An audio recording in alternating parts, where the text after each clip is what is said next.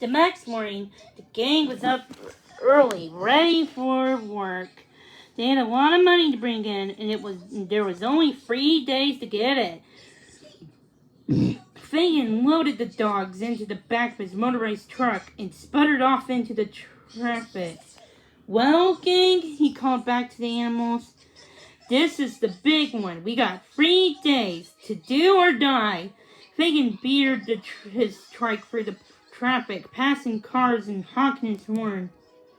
Dodger, he instructed, you keep an eye on the new kid. I want you to show him the ropes. And listen, he said, I don't want you to put any pressure on you. But as you march off to do your duty, I want you to keep one thing in mind. Dead men do not buy dog food. Fagin steered into an alley and lurched to a stop. The dogs piled at the truck. Fagin caught their last instructions. So big smiles, he shouted.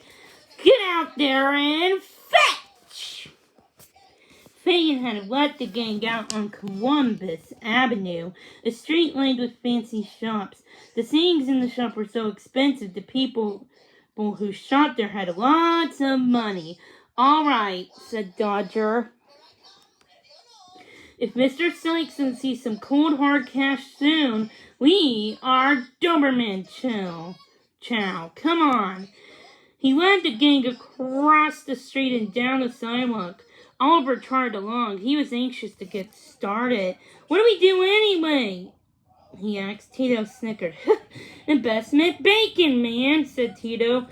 Didn't you read about us in the Wall Street Journal? Oliver shook his head. No, he said innocently.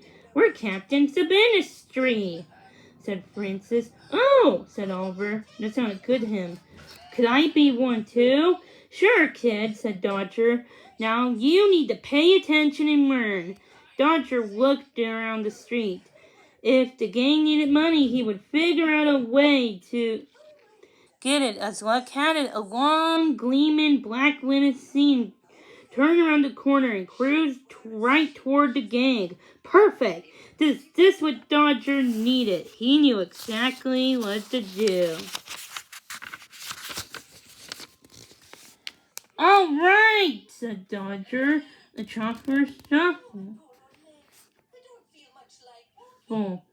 The gang gathered into a huddle around him.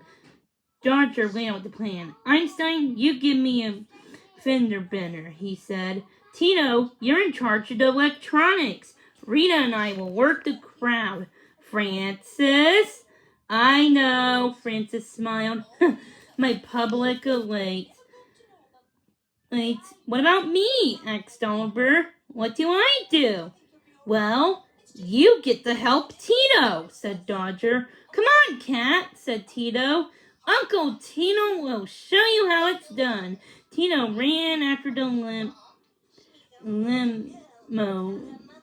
with the kitten close behind. The two of them hopped onto the back bumper of the car. Ready? Go! Dodger called to the others. Inside the limousine, a pretty little girl was riding with her chauffeur. The little girl had chestnut hair and wide blue eyes. Her name was Jenny, and she was reading a parent she had just received to her parents.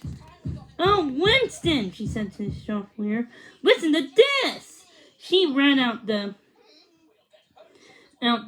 letter out loud. After a little sightseeing, we left Paris by car for the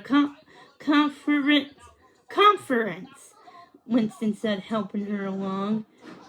Oh, yes, said Jenny. She continued. In Rome on Wednesday. Her face fell as she read more. Jenny, I'm afraid your father and I won't be able to make it. As he drove along, Winston looked at the sad little girl in his rear view mirror. Is there anything wrong, Jenny? He asked. Her voice trailed off and it sounded so sad. Are your parents all right? Oh, they're staying longer, Jenny said glumly. Oh, don't worry, Winston said, trying to cheer her up. They'll be home for your birthday.